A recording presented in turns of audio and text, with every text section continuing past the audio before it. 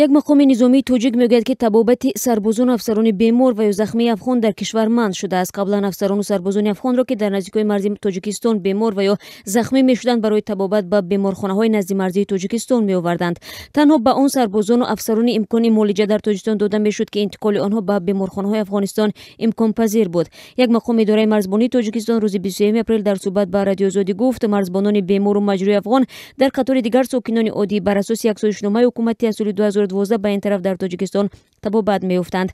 به گفته او تنها مرزبانانی را برای табобат میآوردند که حیاتشان در خطر بود و امکان انتقال آنها به دیگر منطقه افغانستان وجود نداشت. این مقام اداره مرزبانی سبب منع معالجه مرزبانان و نظامیان افغان را شرح نداد و فقط گفت که از این پس تنها شهروندان عادی برای табобат به تاجیکستان راه داده میشوند و افزود پیشتر برای آن табобат میکردیم که از خدمت درست آنها در مرز خودشان به ما نیز فایده میرسید. یعنی مرزبان افغان مرز افغانستان را درست نگاه کند که کسی نگذارد این به فایده ما هم هست، گفت همصحبت رادیو آزادی.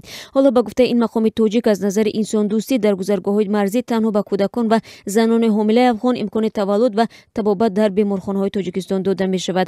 ظاهراً هلاکت یک افسر توجیک در درگیری با قاچاقبران افغان در مرز تاجیکستان افغانستان مقامات توجیک را آزرده کرده است که دیگر از معالجه سربازان و نظامیان افغان دست کشیدند. بعد هلاکت خیردین احتماف پلکاونیک توجیک در مرز با افغانستان در ماه دکبر سال گذشته رابطه‌های مرزبانان توجیک و افغان و دیگر مقامات امنیتی سرد شده است. خیردین احتماف هنگام مقاومت با گروه 12 نفری قاچاقبران افغان در منطقه مرزی شمزین شاهین کشته شد. 4 سرباز افسر دیگر مجروح شدند اما قاچاقبران به افغانستان فرار کردند. بعد این حادثه مقامات تاجیکستان ماه ینور امسال چند پل و بازار مرزی را بستند. رفت آمد از طریق پل‌هایی که تاجیکستان را با افغانستان می‌پیوندد محدود شد. مقامات افغان قبلا گفتند که تاجیکستان از آنها بازداشت 12 قاچاقبر را طلب دارند که در کشتار پلکاونیک مرزبان توجیک دست دارند، اما جانب افغانستان هنوز این گروه را بازداشت نکرده است و در پاسخ به طلب جانب تاجیکستان گفته است آنها با طالبان پیوستند و امکان بازداشتشان مشکل شده است.